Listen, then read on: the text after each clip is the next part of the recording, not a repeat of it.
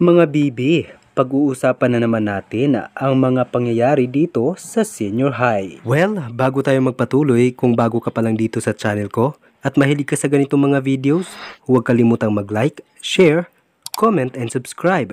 At i-hit mo na rin ang bell icon para updated ka sa ating susunod na mga videos.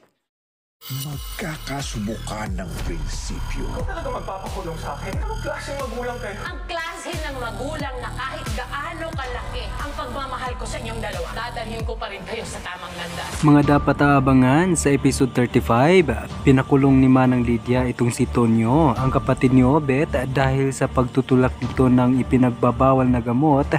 At sumubok pa nga ito nga tumakas, ngunit nahuli pa rin ng mga pulis. Masisira na kaya ang mabuting relasyon ng amam at ng kanyang mga apo dahil sa pagpapakulong niya dito?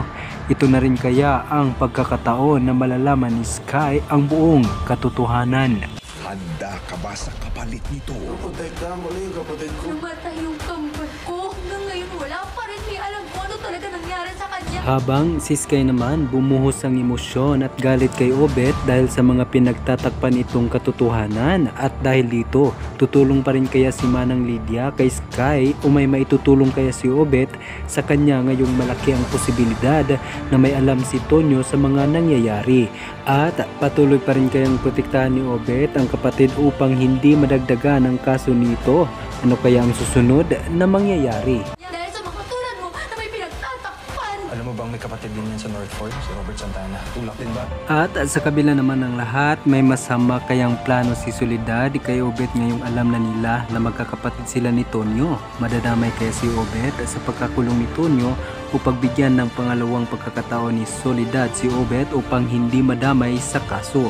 Ano kaya ang mangyayari o mararamdaman ni Manang Lydia kung pati si Obet idadamay sa kasong pagtutulak ng droga?